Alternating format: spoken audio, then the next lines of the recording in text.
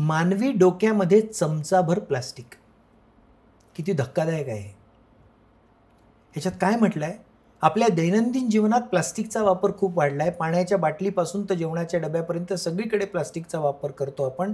हेच प्लास्टिक आता मानवी शरीरात आणि तेही डोक्यापर्यंत पोहोचले. नेचर मेडिसिन जर्नलमध्ये छापून आलेल्या एका संशोधनानुसार मानवी डोक्यात चमचाभर म्हणजे जवळपास 7 ग्रॅम प्लास्टिक आढळून आले. मृत शरीराच्या डोक्याची तपासणी केल्यानंतर हा धक्कादायक निष्कर्ष बाहेर आला. काय म्हणलंय त्यांनी असं म्हणलंय की या प्लास्टिक जे आहे 7 ग्रॅम इतके मायक्रो प्लास्टिकचे कण आढळून आले आणि हे आपण वापरत असलेले पॅकेजिंग, कंटेनर्स, कपडे, टायर इत्यादी सर्व वस्तूंच्या अतिशय बारीक कणांना मायक्रो प्लास्टिक किंवा नॅनो प्लास्टिक म्हणतात. हे प्लास्टिकचे छोटे कण जगातील सर्वच वस्तूंमध्ये दिसून येत आहेत. ते आता मानवी मेंदूमध्ये आणि शरीरामध्येही पोहोचले आहेत.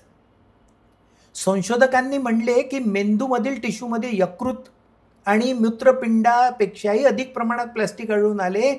तसेच डिमेन्शियाग्रस्त असलेल्या 12 लोकांच्या मेंदूची तपासणी करण्यात आली.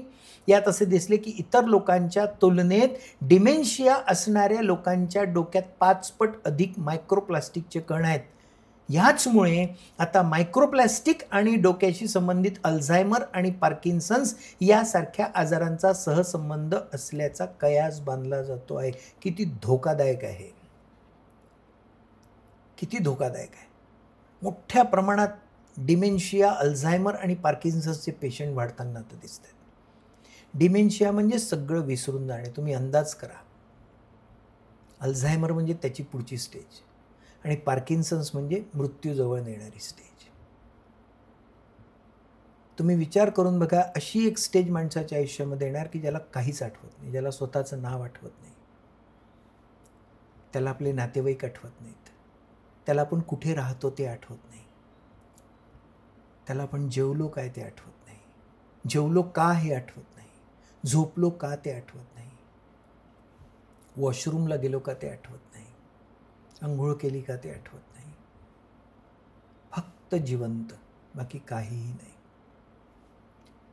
अशा पेशंटची माहिती अभ्यासाच्या रूपाने जेव्हा समोर आली तेव्हा या अल्झायमर, पार्किन्सन्स आणि डिमेन्शियाच्या पेशंटच्या डोक्यामध्ये मायक्रोप्लास्टिक आणि नॅनोप्लास्टिकचे